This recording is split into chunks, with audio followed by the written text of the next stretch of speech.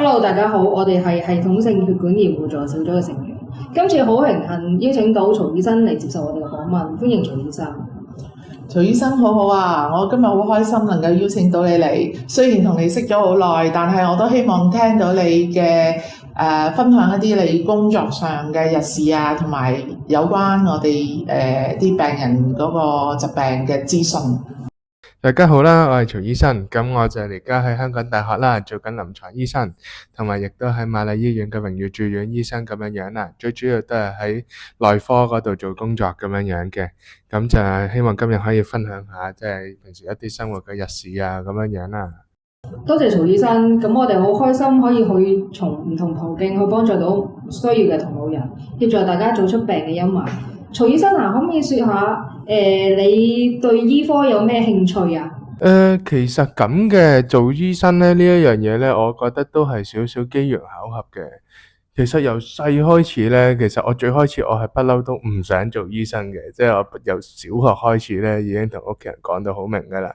我唔要做醫生咁樣樣嘅，我想做其他嘢啦，即係做工程師啊咁樣樣。咁以前一直都好想喺呢一方面。咁就但係機緣巧合啦，去到大學可能中三、中四左右啦，即係當我開始又接觸緊啲讀下生物啊咁樣樣嘅時候，覺得其實都唔係喎，自己對即係醫科咯，或者對一啲相關生命科學，好似亦都冇咁抗拒咁樣樣喎。咁所以就開始接觸多啲，睇多一啲唔同嘅書啊咁樣樣，咁都開始可能即係去。嗰時就咁啱開始去外國讀書啦，咁樣樣，咁就更加喺外國啦，就接觸下當地一啲醫院啊，一啲機構，咁啊了解到其實做醫生都唔單止話，好似我派藥完咗咁樣樣嘅一樣嘢，而係你中間同病人好多唔同嘅一啲交流啦，好多唔同嘅一啲即係幫佢哋點樣走出佢哋其實一啲困難啊陰霾，咁其實我覺得係好有意思嘅咁樣樣，咁所以就嗰時就咁就決定，不如就繼續喺呢個方面啦，努力做醫生啊咁樣樣啦，咁就所以就係咁開始再接觸呢一個軌道啦，咁樣樣係啦。係啦，阿曹醫生你真係好有心對於病人。咁我頭先聽到你講話，希望幫啲病人走出佢哋嘅陰霾，都同我哋小組咧都有同一個宗旨。我哋都希望能夠帶到我哋個同路人走出佢哋嘅陰霾，所以變咗咧就響我哋成立呢個小組嘅時候咧，都希望醫護方面咧多啲協助我哋，同埋轉介患咗血管炎嘅病人嚟聯絡我哋嘅病人小組。咁但係因為處方藥物係由醫生處方，我哋就唔會處方藥物嘅。我哋係喺心靈上係安撫佢哋，同埋我哋同路人之間咧有一個互相支持咁樣嘅。曹醫生啊，我想多啲了解。咁你曾經喺邊啲部門去做過診症咧？咁當中有冇發生過啲咩趣事或者啲難忘嘅經歷啊？咁樣樣啦，我覺得就唔單止喺我自己身邊嘅經歷可以體會到，即係工作有啲咩趣事啦，亦都有一啲係唔同嘅事情喺生活上，或者喺我真係返工上，係感受到其實醫學或者呢個世界一樣幾神奇一樣嘢啦，咁樣樣。咁第一樣呢，就係其實我想講解下呢，即係其實做醫生呢都幾 random 下嘅，有時即係有啲隨機性喺度嘅，有啲叫機緣巧合啦，或者你叫有。咁我爹哋啦，就前幾年啦，即係就有啲大病咁樣樣嘅，咁就嗰時就入咗醫院，咁都要做晒緊急手術啊咁樣樣。咁嗰時其實最開始要診斷到啦，咁就要做一個電腦掃描。但係咁點解嗰時個急症室醫生咁啱可以去診斷到一個咁樣嘅，即係或者安排到一個咁嘅檢查呢？其實就係因為佢啱啱好前幾日啫，咁啱亦都係有同樣嘅病人，不過嗰個病人就變咗，就可能即係開頭就未肯定係咩原因啊，咁所以就有啲延遲咁樣少少啦。咁所以就變咗個醫生就咁啱，又見到類似嘅情況，好快又出現咗啦。咁所以今次就可以好快咁得到一個安排。咁我亦都就喺上嗰排啫，亦都即係其實你成日都會遇到呢一種偶發性。咁有一次啦，我就係嗰時喺內科工作緊咁樣樣，咁就收到一個病人，咁就佢病人入嚟就係發燒啫，咁發燒都好常見啦咁樣樣。咁跟住之後我哋揾，但係就一直揾咗好耐，揾咗成幾個星期，都未揾到佢發燒嘅原因係啲咩？咁都好束手無策。我哋要做嘅唔同檢查啦，都安排晒，即係包括正電子掃描啊、骨髓檢查咁樣樣。咁但係都真係未揾到一個確切嘅一個方案咁樣樣嘅。咁就去兜兜轉轉經過咗1個月，最後先揾到佢係一個好罕見嘅一個發炎嘅一個疾病啦，咁樣樣。咁所以就變咗都好幾經辛苦先叫做揾到個診斷幫病人。跟住咁啱呢，喺嗰個病人去到轉咗去另一間病房後啦，咁啊第二日即刻又收到同樣嘅病人，亦都同樣嘅病徵。一模一樣，咁我今次就好快啦，即係你因為有咗上次嘅經驗，咁結果去到第2個星期已經可以即刻好快診斷，做到個正確嘅診斷啦，知道嗰個老人家究竟係發生緊啲咩事，定係會係咁發燒，因為就亦都揾到係一個都係同一類同一隻好罕見嘅疾病。其實香港可能每10萬個人先可能有一單，但係咁啱就喺病房入邊連續出現咗2單咁樣樣。咁呢啲其實就係我覺得即係有時都好神奇，都好奇妙，就係醫學咧永遠都係有個機緣巧合嘅偶發性喺度。咁就但係當你努力去揾個真相嗰時，呢啲偶發性亦都會幫助到你啦。係啊。我想問下徐醫生啊，咁你嗰2個 case 咧，同血管炎有冇關係嘅？嗱，即係當然啦，我就唔太多講佢究竟係實際上咩診斷啊，因為即係始終都好少見，咁可能都揾到病人係邊個咁樣樣啦。但係相類近嘅，雖然唔係血管炎嚟嘅，但係都係一啲自身免疫系統性嘅一啲疾病咁樣樣咯。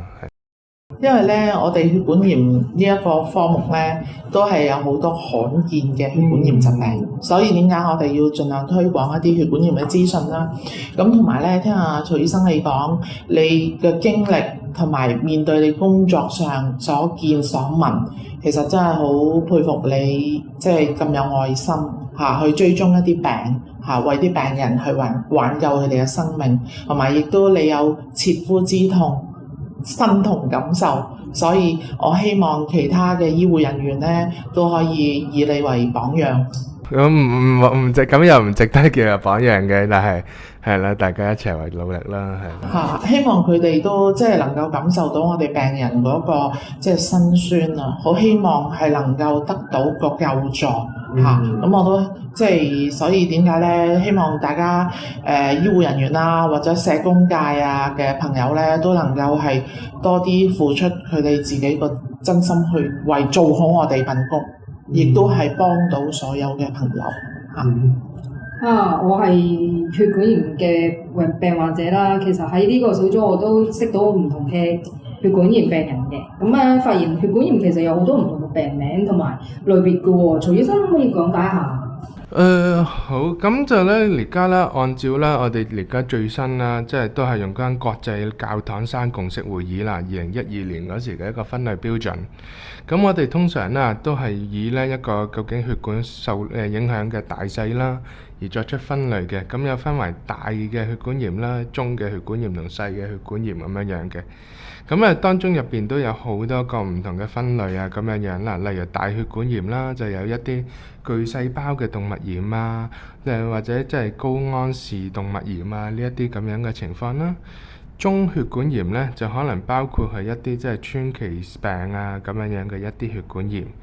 而細嘅血管炎呢，都有細分呢，究竟係 ANCA related 啦，定係 non-ANCA related 咁樣樣嘅。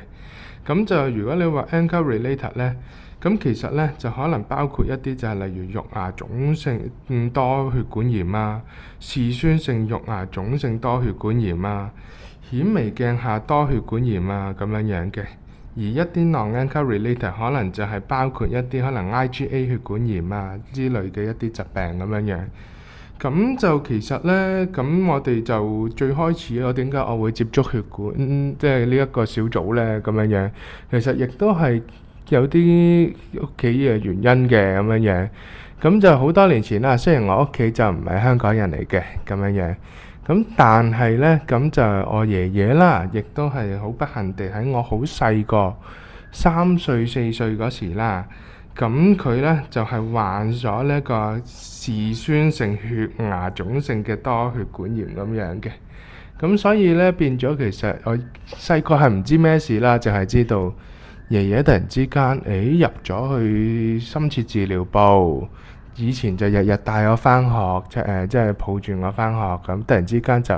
唔得啦，老咗好多，跟住即係即使去咗好返之後啦，隻右手啊都好似突然之間好似萎縮晒咁樣樣。咁所以就喺機緣巧合之下，咁嗰時就亦都係咁樣認識多咗血管炎啊咁樣樣，咁亦都係咁樣認識咗阿 Kara 咁樣樣啦，係啦。哦，原來係咁嘅。咁啊，曹醫生可唔可以咧去講解下咧，其實點樣去醫治病人，同埋咧啲病人可以點樣控制呢啲病？嗱，即係當然啦，其實就啱啱講咗啦，佢都有好多唔同嘅分類，而而家每一個唔同分類咧，亦都有佢自己嘅指引去醫佢個疾病咁樣樣嘅。但係通常常見嘅一個 principle 就係例如佢初發嗰時啦，有個嚴重嘅發炎反應啦，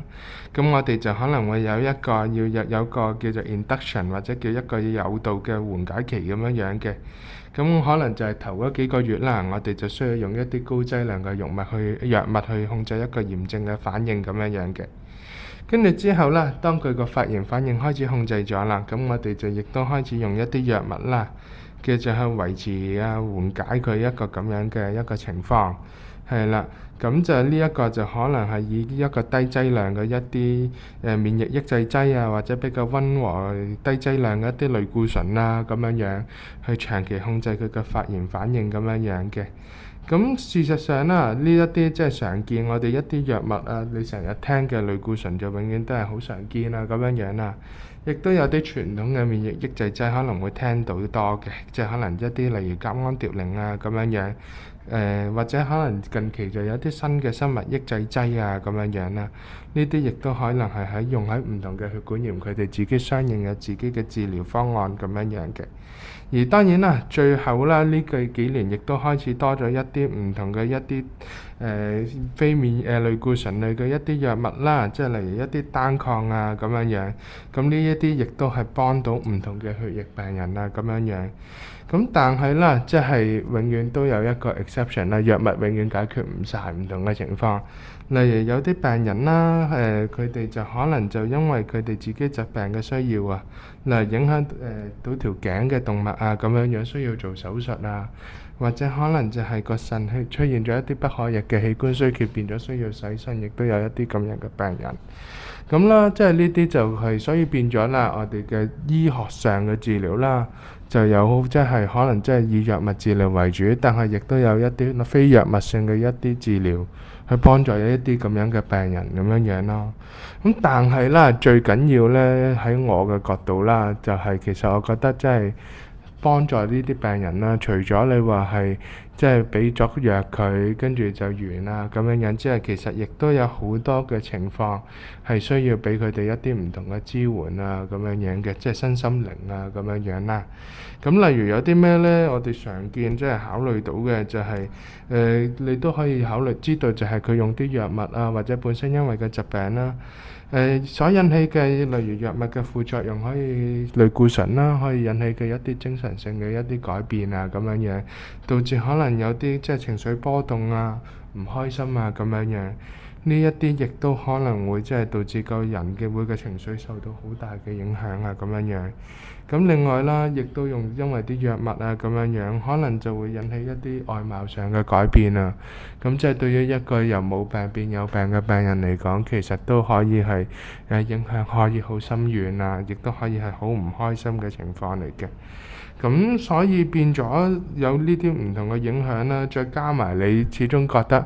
人哋親戚未必明白啦，即係大家常見就係心臟病，大家都聽得多。但係當你話我有血管炎啦，咁其實親戚都唔知你究竟發生緊啲咩事，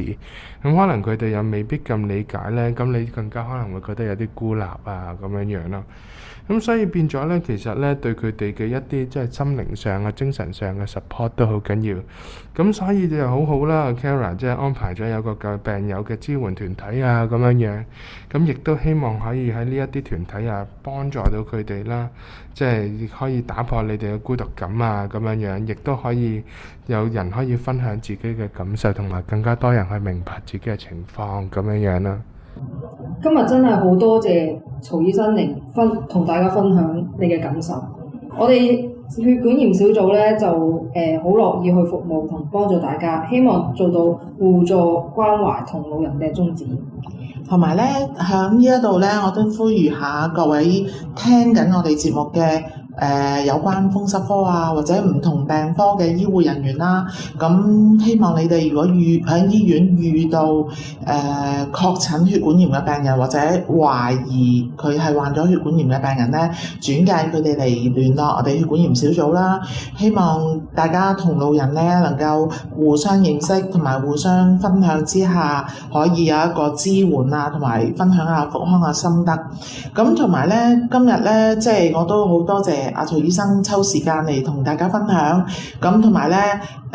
我都希望將來能夠有唔同嘅醫護人員，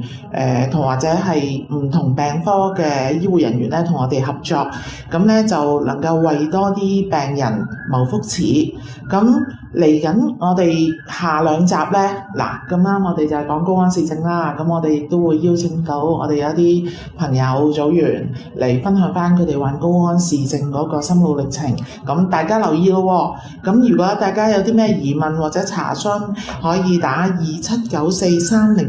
27943010聯絡復康會，同我哋系統性血管炎互助小組去聯絡嚇。咁多謝阿曹醫生。係，今次嘅訪問係差唔多啦，多謝大家，下次再見，記得 like、分享同訂閱我哋嘅頻道啊，拜拜。拜拜。